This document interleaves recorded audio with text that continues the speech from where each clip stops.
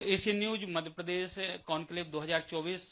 आज हम पूरे दिन लगभग 3.5 घंटे यहाँ चर्चा करेंगे तमाम विषयों पर कि राजनीति में आखिर हो क्या रहा है मध्य प्रदेश की और किस प्रकार से, क्योंकि लोकसभा चुनाव नजदीक है, तारीखों का ऐलान हो चुका है, तो मुद्दे क्या होने चाहिए लोकसभा चुनाव में, विकास कितना हुआ है। क्योंकि हम देखते हैं कि लगातार राजनेताओं से हम चर्चा करते हैं और राजनेता लगातार दावे करते हैं विकास की, कि विकास हुआ है।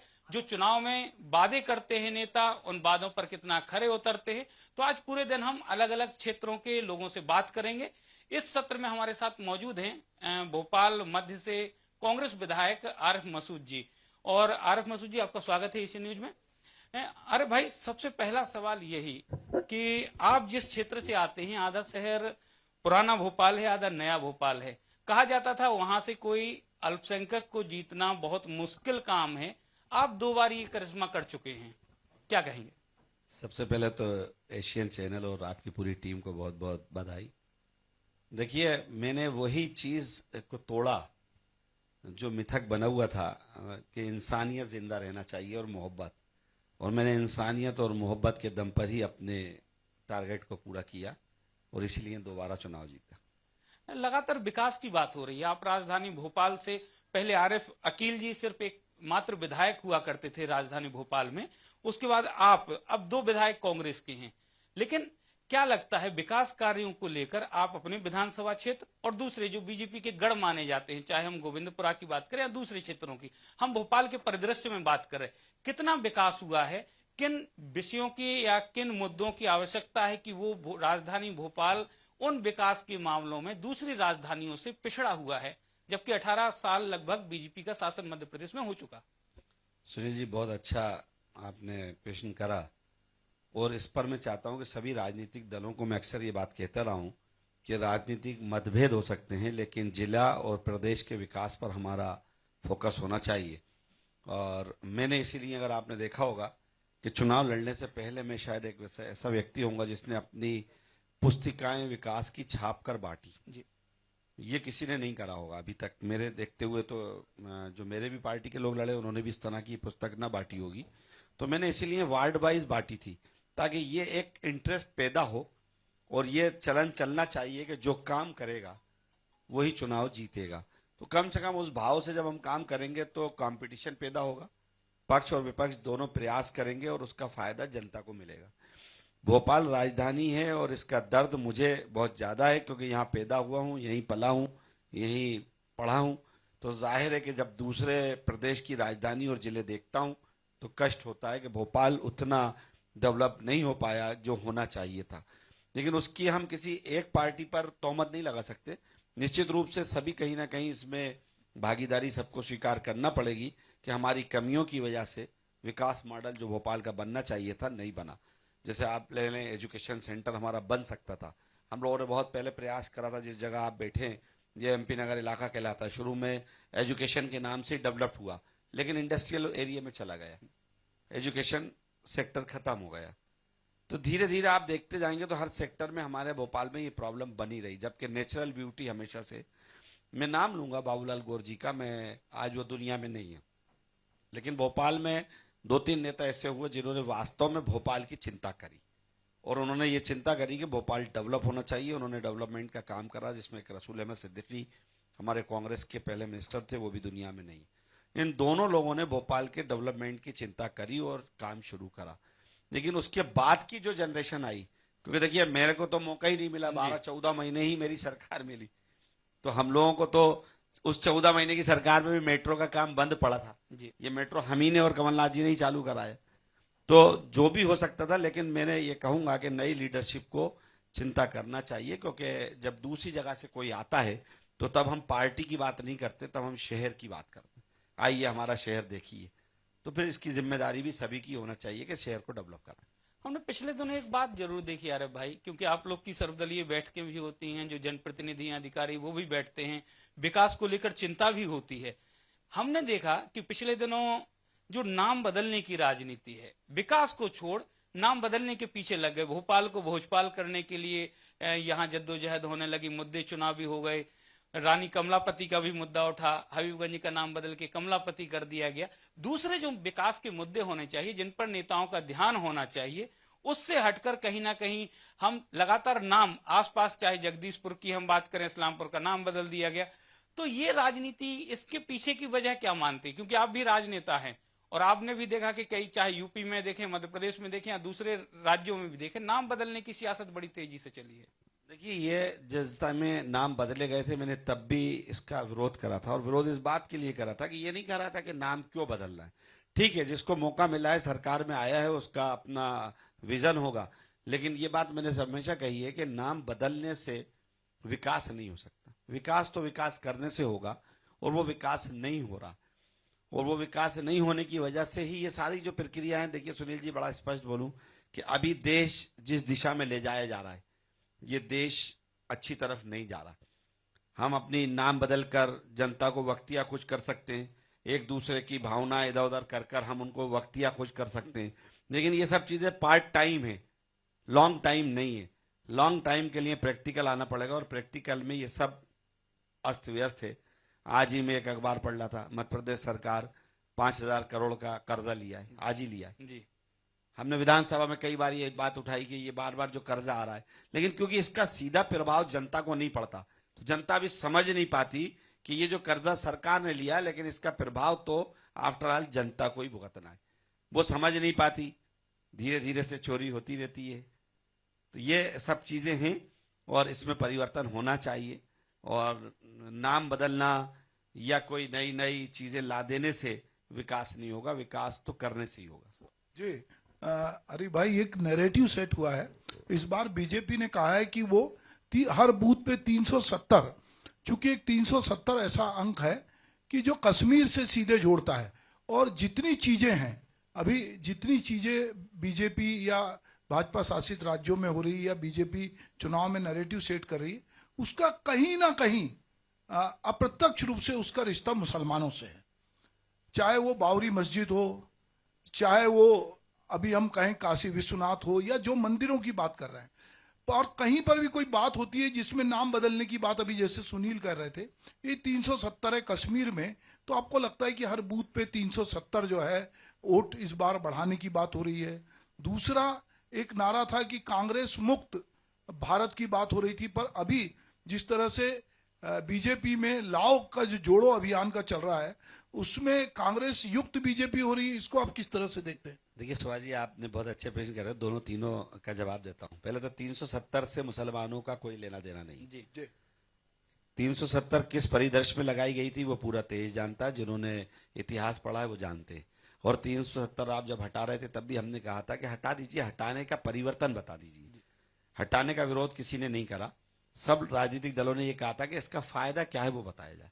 फायदा तो आज तक कुछ हुआ नहीं, 370 हटे, टाइम हो गया। अब दोबारा 370 को जिंदा करके भावनात्मक खेल खेलने का प्रयास है।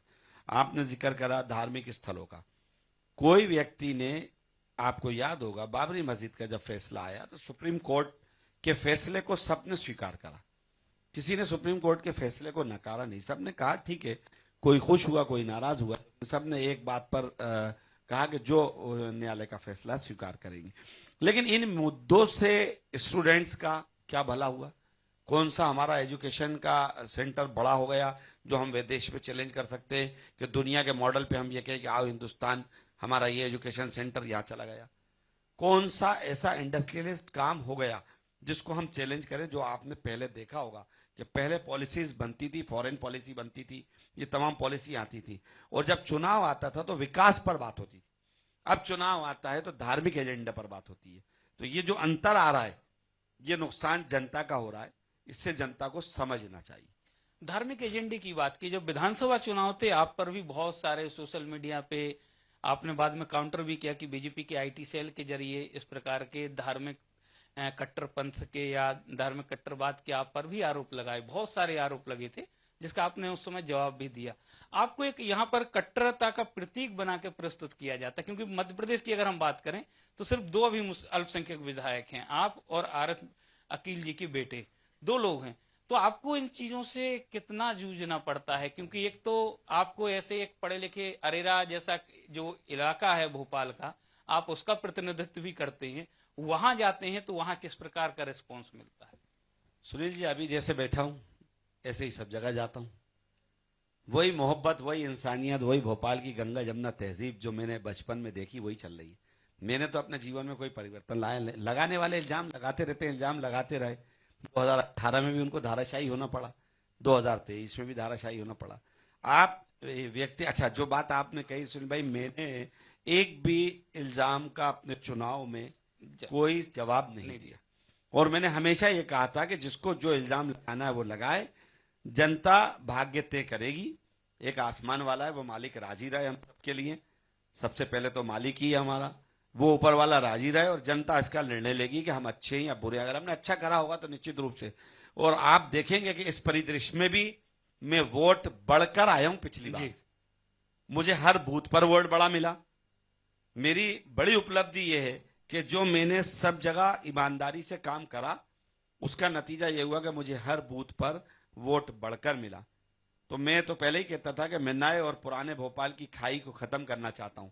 ये दृश्य मैंने बहुत देखा। पहले बड़ा वो चलता था, नए भोपाल में डेवलपमेंट होगा, पुराने में नहीं होगा, पुराने में होगा, नए में नहीं होगा, इस गली में नहीं होगा। बहुत सारे नेताओं का उदाहरण होता था कि ये हमारा कांग्रेस, ये यहाँ काम नहीं करेंगे, ये बीजेपी वाला इसके यहाँ काम नहीं करेंगे। तो मैंने ये भ्रम भी तोड़ दिया था। मैंने कहा था कोई बीजेपी कांग्रेस नहीं, चुनाव तक सब है। चुनाव बाद हम लोग जनप्रतिनिधि हैं, सब हम लोग हैं और हमारा शहर है, सबका काम होना चाहिए और सब करेंगे। लोकसभा चुनाव है नजदीक, वोटिंग भी हो गई, मुद्दे भी अभी आएंगे। कांग्रेस का हालांकि कैंडिडेट डिक्लेयर नहीं हुआ।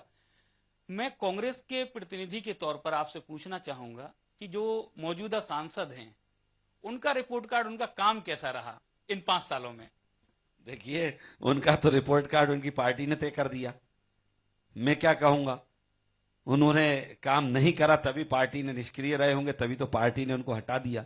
और कोरोना जैसे वक्त में हम डिमांड करते रहे और जनता पूछती रही कि सांसद महोदय एक आध बार तो भोपाल आ जाओ, तब तो कहीं दिखी नहीं जब जनता को आवश्यकता थी। और शायद इसीलिए पार्टी ने उनको अलग रखा होगा। ये दरअसल आप कह रहे हैं इस बार बीजेपी पहले से ज्यादा कॉन्फिडेंस में भरी हुई है और उनको लग रहा है कि इस बार मध्य प्रदेश की 29 सीटें वो जीतेंगी।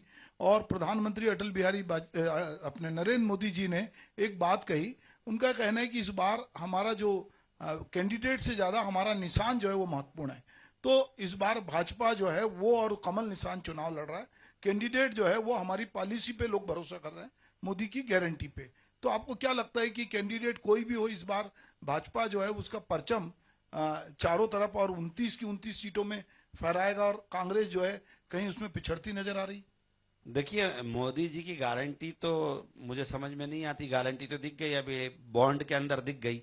सुप्रीम कोर्ट ने सारे बॉन्ड क्लियर कर दिए कि कितनी गारंटी है, कहां से आई, वो जनता ने भी देख ली। और जनता के आधार पर तो ये चुनाव नहीं जीतेंगे।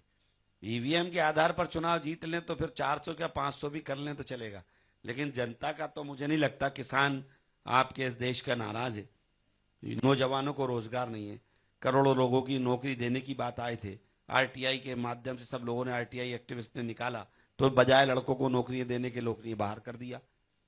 हर जगह देखिए घोटाला मिलेगा। रेमडेसिविर का मैंने खुद पेशेंट लगाया, मैंने खुद हाई कोर्ट के अंदर चैलेंज करा कि रेमडेसिविर चोरी का एक प्रकरण भोपाल में बना, जिसको कोईफिदा थाने में, जिसको सरकार को रेमडेसिविर चोरी के प्रकरण को खत्म कराने में लग गई। तो गारंटी कहां से इनकी? ये सब वो बातें हैं जो केवल मन बहलाने के लिए अच्छी लगती हैं, बड़ी बड़ी शो पीस के हिसाब से अच्छा लगता है, लेकिन जमीनी स्तर से कोई भी ऐसा काम नहीं है जिसका हम उनको बधाई दे पाए। देखिए, मैंने कहा ना, जैसे मैंने आज बाबूलाल गौर जी दुनिया में नहीं है ना, और बीजेपी के नेता थे, बड़े कद्दावर नेता थे, जब तक जीवित रहे भाजपा के विधायक रहे। देखिए, मैंने आपके मन से उनकी तारीफ करी कि भोपाल के लिए विकास करा। दिल से कहता हूं कि बाबूलाल गौर ने जो काम करे उसके लिए मैं धन्यवाद दूंगा। लेकिन अब आज मोदी जी ने कोई ऐसा काम करा हो जो हमारे देश का प्रधानमंत्री कुछ करा अच्छा हो तो मैं कहूं कि हाँ यार कुछ तो अच्छा करा, लेकिन अभी तक तो मुझे कुछ अच्छा दिखा नहीं। मुझे एक सीन उनका याद था, सुभाष जी आपको भी याद होगा, चैनल पे कहते थे एक हाथ में कुरान एक हाथ में कंप्यूटर देखना चाहता हूं, सबका साथ सबका विकास। कहां है सबका साथ सबका विकास? मैंने विधानसभा में पूछा कि आज 8 साल से मैं बार बार पेशेंट लगा रहा हूं, मदरसे की ग्रांट नहीं मिलती है, उर्दू शिक्षकों की भर्ती रुकी हुई है, तो प्रधानमंत्री जी का वो नारा ठीक है या ये नारा ठीक है? तो ये केवल झूठ और पुलिंदा, कुछ नहीं। लोकसभा के मुद्दे क्या रहेंगे भोपाल के? क्योंकि आप जनप्रतिनिधि, लोगों से मिल रहे हैं, विकास कहाँ रुका हुआ है, सांसद की एक अपनी जिम्मेदारी होती है, विधायक का एक अपना कार्य क्षेत्र होता है। तो क्योंकि लोकसभा जब आ गया है, नजदीक है चुनाव, आप लोग भी एक यहाँ के लिए कोई विकास मॉडल बना रहे होंगे, मुद्दे भी आपने चिन्हित किए होंगे कि इन मुद्दों पे काम नहीं हुआ। देखिए सुनील जी, लोकसभा का प्रतिनिधित्व बहुत मजबूत और बहुत अच्छा और सक्षम होना चाहिए, क्योंकि जो बात हम आप कर रहे हैं और जो आपने कंक्लूड रखा है, मैं समझता हूं वो उसी तरफ जाना चाहिए। और आपका डिस्कशन का सुभाष जी धन्यवाद दूंगा, शायद एजेंडा भी यही है। हमें किसी राजनीतिक एजेंडे की वजह से नहीं, बल्कि देश और प्रदेश विकास कैसे करें, और उस विकास में एमएलए, महापौर, हम लोगों की भूमिका से बड़ी भूमिका लोकसभा प्रतिनिधि की होती है, क्योंकि जो केंद्र में पॉलिसी सेट होती है, जिलों को जो बजट मिलते हैं, जिलों की जो पॉलिसी आती है, सारा विभाग देश का वहां से चलता है पॉलिसी वाइज। उसके लिए अगर हमारा प्रतिनिधित्व मजबूत और सक्षम होगा हमारे लोकसभा का, तो वो तमाम चीजें वहां से अपने लोकसभा क्षेत्र में लाएगा। और अभी हमारा कहीं ना कहीं प्रतिनिधित्व कमजोर था, जिसकी वजह से राजधानी भोपाल को पिछड़ना पड़ा। हम एम्स के अलावा कोई चीज नहीं बता सकते। एम्स भी बहुत पहले आया, लेकिन एम्स को जिस तरह से डेवलप करना था नहीं कर पाए, क्योंकि ये मुद्दे सब हमारे नहीं है, ये लोकसभा से रिलेटेड है। आज भी भोपाल इंटरनेशनल एयरपोर्ट नहीं है, जबकि आज से लगभग 11 साल पहले सारी चीजें, लैंड एक्विजिशन हो चुका है, सारी कंप्लीटेशन सर्टिफिकेट जारी हो चुका है, उसके बाद इंटरनेशनल एयरपोर्ट राजधानी भोपाल को नहीं मिला। तो कहीं ना कहीं इसके लिए लोकसभा प्रतिनिधित्व की कमी रही है। अगर हमारा लोकसभा प्रतिनिधित्व मजबूत होता, तो जब सारी चीजें हैं, तो क्योंकि इंटरनेशनल एयरपोर्ट आने से जब विदेशों से भोपाल की फ्लाइट डायरेक्ट जाएगी, तो इससे भोपाल का नाम बढ़ेगा, बिजनेस बढ़ेगा, हमारे सेक्टर का नाम बढ़ेगा। जी, एक बात और पूछनी थी। अभी भाजपा ने कहा है कि 2047 जब हमारा देश को 100 साल हो जाएंगे, तो एक विजन वो बार बार रख रहे हैं। मुझे लगता है कि विधायक के नाते, भोपाल के राजधानी के नाते, आपसे अगर मैं पूछूं कि भोपाल को लेकर या इस पूरे मध्य प्रदेश को लेकर आप लोगों के पास भी कोई विजन होगा कि हम चाहते हैं कि इस अमृत महोत्सव के साथ बाद जब हम 100 साल में जाएं, तो हमारा भोपाल ऐसा हो, भोपाल में ये बुनियादी सुविधाएं हो, भोपाल में जैसे आपने इंटरनेशनल एयरपोर्ट की बात की, आप बहुत सारे आपके दिमाग में होगा कि भोपाल इस तरह से, या भोपाल के पेरीफेरी में कुछ इस तरह होना चाहिए जो डेवलपमेंट, उस तरह की आपके दिमाग में किस तरह की छवियां हैं? देखिए सुभाष जी, हमारे दिमाग से तो कुछ होगा नहीं, तो सरकार से होगा। हमारी सरकार होती तो निश्चित रूप से भोपाल विकास करता। नहीं, पर तो अभी डबल इंजन की सरकार है बोलते हैं लोग। नहीं, मैंने तो कहा, मैं तो अभी आपके मन से भी कह रहा हूं, मैंने विधानसभा में कहा, हमारे बाकी जनप्रतिनिधि जो भारतीय जनता पार्टी के एमएलए हैं, मैंने उनसे कहा कि एक भोपाल की सारे लोग मिलकर एक अपन लोग विकास पर बात कर लें, क्योंकि तुम्हारे हमारे सबके बच्चों को भोपाल में खेलना है, पढ़ना है, बढ़ना है, तो भोपाल की चिंता कर लें, पॉलिसी बना लें। मास्टर प्लान आज तक नहीं आया, 3 बार, आज 2005 से मास्टर प्लान पेंडिंग है, क्या विकास करेगी सरकार? तो मेरा विजन रखने से तो कोई फायदा होगा नहीं, विजन तो सरकार को रखना पड़ेगा, और सरकार सिर्फ जबानी विजन रखेगी तो भोपाल विकास नहीं करेगा, उसे प्रैक्टिकल अमल करना पड़ेगा, उसे मास्टर प्लान लाना पड़ेगा, मास्टर प्लान लागू करना पड़ेगा, तब शहर डेवलप करेगा। जी, तो मुझे लगता है कि बातें तो बहुत सारी हैं और हम लगातार बातचीत कर सकते हैं, पर चूंकि हमने हर अतिथि के लिए एक समय सीमा तय की है, तो मैं चाहूंगा कि हमारी सहयोगी आए और मसूद भाई का हम धन्यवाद करें, और उसके बाद हम अपने अगले अतिथि को यहाँ आमंत्रित करें। सुभाष जी और सुनील जी और आपकी पूरी एशियन टीम का बहुत बहुत धन्यवाद, और उम्मीद करूंगा कि ये कंक्लेव जब एंड हो तो भोपाल विकास और प्रदेश विकास की तरफ बढ़े और अच्छे रिजल्ट निकले। बिल्कुल आ रहे भाई, और आपको एक बात और बता दूं, क्योंकि अपने दर्शकों को भी, कि कॉन्क्लेव हम हर शहर में कर रहे हैं, मध्य प्रदेश के सभी लोकसभा क्षेत्रों में कर रहे हैं, और जनप्रतिनिधियों से लेकर समाज सेवी और तमाम लोगों से क्षेत्र के विकास के लिए क्या मुद्दे जरूरी हैं उन पर चर्चा कर रहे हैं, और जिम्मेदार जो सांसद चुने जाएंगे उन सर पर इस मामले को लेकर हम सवाल भी उठाएंगे और उनसे पूछेंगे। धन्यवाद आर्य भाई जी।